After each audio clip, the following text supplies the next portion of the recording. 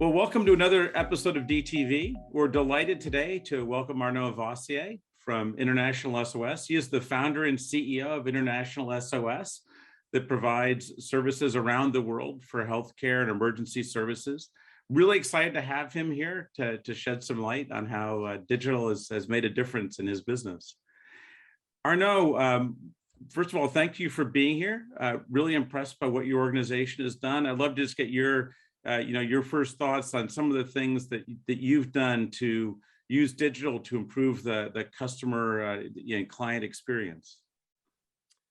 Well, a pleasure being with you, Avery, and thank you for the invitation. Yes, indeed, digital tools are absolutely critical to what we do. I mean, our job is to fundamentally to save lives and be involved in any kind of crisis management and event management around the world. And the fact that we've been able to develop a very large number of very advanced digital tools has massively improved the way we offer our services. So, for example, in Ukraine right now, we are able to have access to the database of all the employees and family members of our clients, so as to be able through an app to geolocalize them at any one time. So throughout their journey inside Ukraine and outside Ukraine, for those who leave right now, we can track them, and thanks to digital. I'm curious at the, last year at the Digital World Summit, you talked about the use of data. I mean, clearly one example you just gave in terms of tracking where people are, but what are some other ways that you're using data and digital to change people's experience? Well,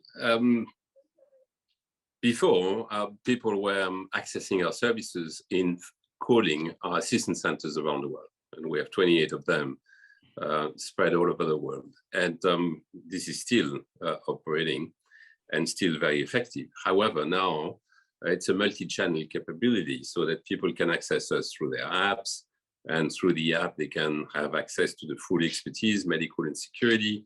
They can get also video services, teleconsults. They can at any time get connected to the centers and talk live to physicians or security people. So this multi-channel capability is absolutely essential. And also we can push content to our members and provide them with instant information on what they should be doing or could be doing wherever they are. And this was not possible before. I think one of the things I find amazing and impressive is how you're able to deliver services in areas that are, in some cases, very weak digital infrastructure.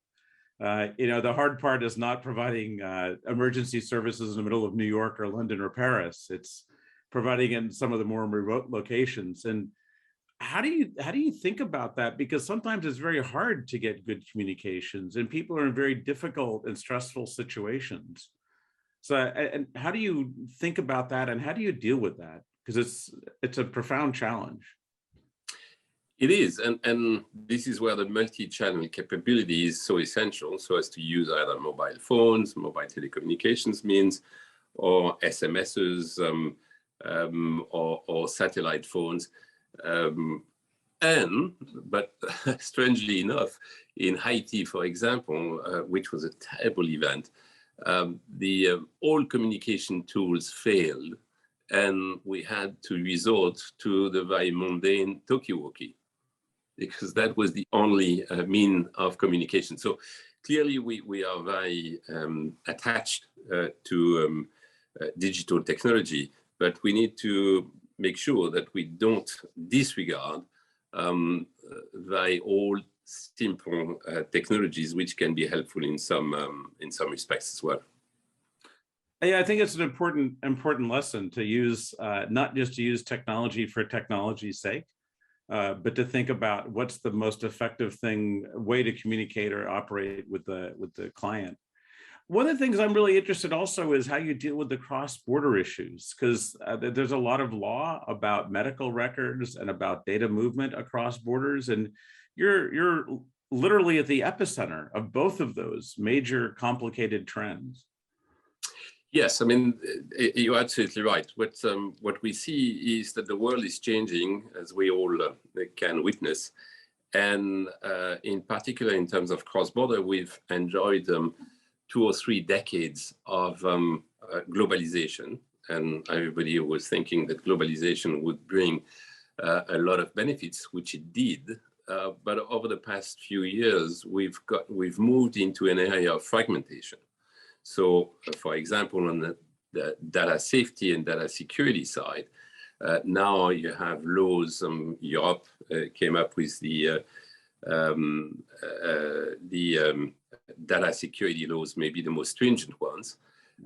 And they set the example. At the time, people were saying that it was completely unreasonable. Now we see that each country is starting to set it up. So for us, we have to adjust capabilities to this new world and rethink our systems, cloud-based, of course, but rethink our systems so that we can move with separate worlds, one for China, one for the US, one for continental Europe, and being capable of adapting to the new requirements of countries. I mean, Russia, for example, right now is also demanding that data being secured in Russia.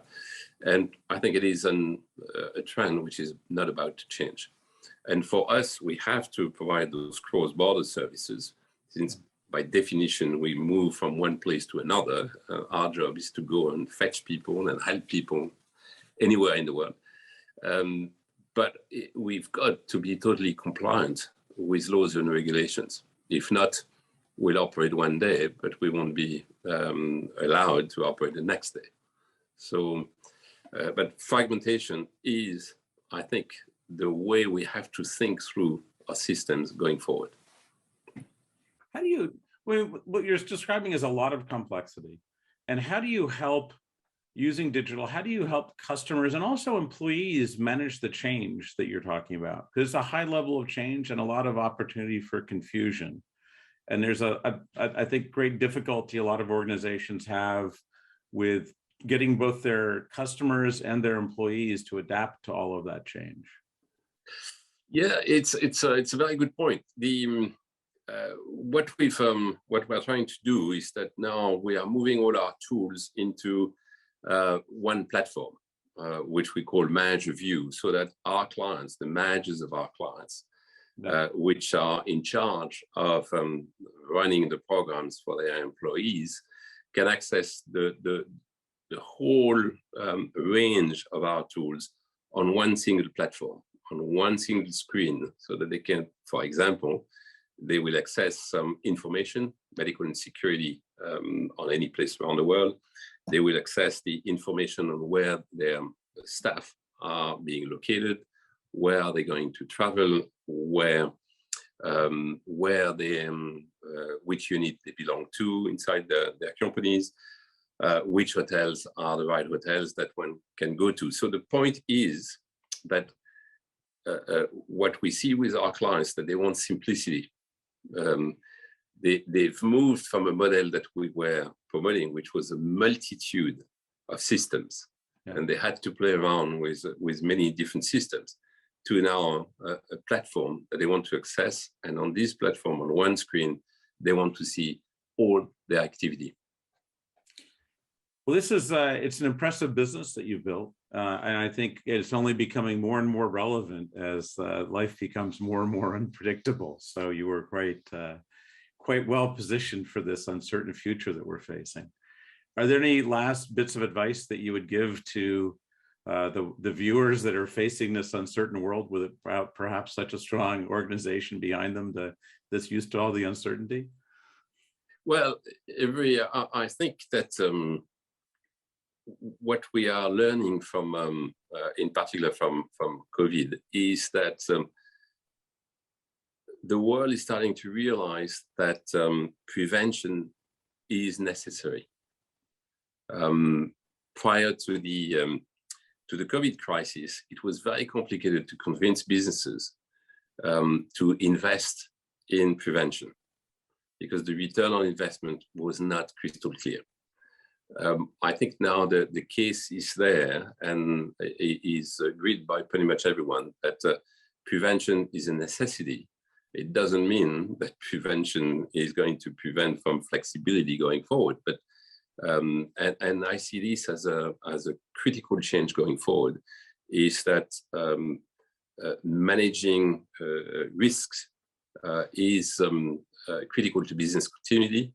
And in order to manage risk, prevention and planning have become absolutely critical, and not only the best to have, but a must have. Well, thank you very much for your time. I look forward to continuing our conversation, and thank you. And for the viewers out there, please, if you've got other recommendations for people that we should interview for DTV, please introduce them, and then thank you very much for being a viewer. All the best. Thank you, Avery.